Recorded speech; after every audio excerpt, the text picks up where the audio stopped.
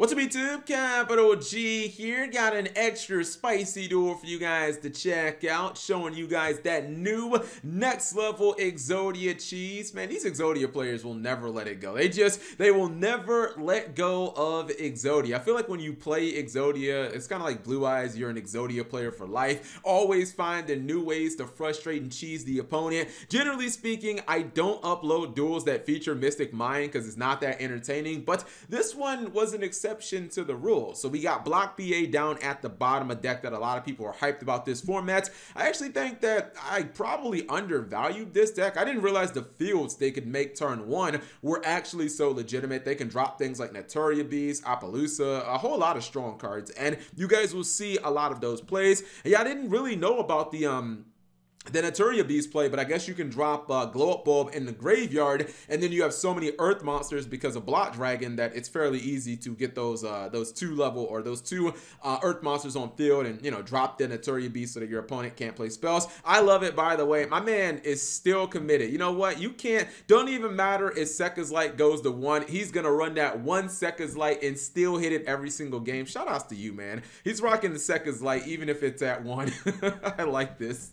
He's going to summon that Seer, and Seer will destroy itself, but it's perfectly fine. He's going to continue on. I think he's going to trade in that Taketumborg. I think it's going to be traded in for a danger monster with the Sekka's Light, and he's going to keep on cranking out those monsters. At some point, he probably will drop Block Dragon, and then he'll use that maybe to go for Appaloosa. And okay, so yeah, he's going to go for Curious and drop it into the graveyard. And then I think he'll search like some 4s, and that will get him what he needs to summon his copy of Naturia Beast. So yeah, dropping the Naturia Beast on field, going for a Nightmare Cerberus. I guess he just wants to give his Appaloosa a little bit of protection. Okay, I can't hate on that. Yeah, I can't hate on wanting to give your monster a little bit of protection. He's gonna summon Block Dragon to kind of close his turn out just in case it gets destroyed. I guess he gets a little more floating, and usually he'd be in a really good position against Exodia, because if the Exodia player tries to activate any spell cards, you have negation. They try to use any monster effects. That's what Appaloosa is there for. But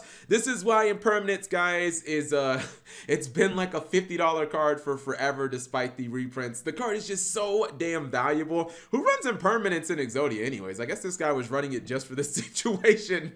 He's gonna activate Impermanence on the copy of Naturia Beast. Naturia Beast can still activate in response, and this is the cheese, guys. He's actually going to activate Draw of Fate, and he's going to stack his deck completely. This guarantees that if his opponent doesn't get rid of this Mystic Mind, he's gonna draw Exodia in back-to-back turns. I've never seen this spicy play before. So he's gonna go ahead and draw one piece of Exodia right then and there, and then even though his opponent has Fossil Dino, which is cute, second piece of Exodia, and since he can't play Yu-Gi-Oh because of Mystic Mind, one more turn, and boom, there is your 5 pieces of Exodia. That's actually, this might be the best way to run Mystic Mind. Like, if you're going to still run Mystic Mind Exodia, considering that things, well, no, you couldn't run Card of Demise in Exodia anyways because of just the discards. But I guess if you're going to run Mystic Mind Exodia after like the Metaverse going to 1 and stuff, this is probably the best way to do it, because if you hit Mind, then if your opponent doesn't out it quickly, you have the win condition. And that's always been the problem with Mystic Mind, is that it kind of takes a very long time to set up and stuff like that. But the win condition here is pretty damn quick. It's just a couple of turns essentially that you need to get through.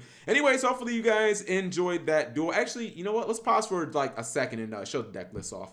Okay, so this is what the deck looks like, and you know what? As crazy as the deck going second in that duel and still being able to easily win was, it's interesting because this almost looks like a ghost second version of Exodia, as crazy as that would seem.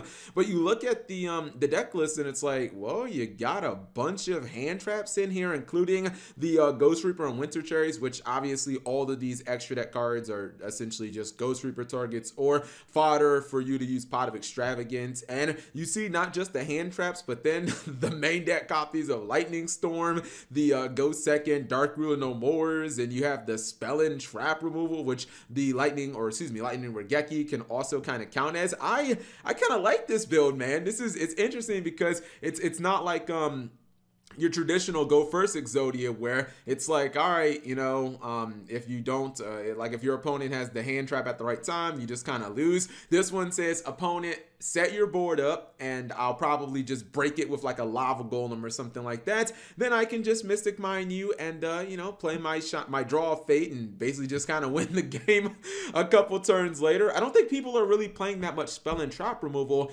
in the main deck in this format. So if they don't hit their 1 or 2 copies of like Cosmic Cyclone, you basically just win the game. Anyways, the deck list will be in the description below for those of you guys who are interested in downloading it. Thank you guys for watching. As always, subscribe if you have not already and turn that notification bell on for daily videos.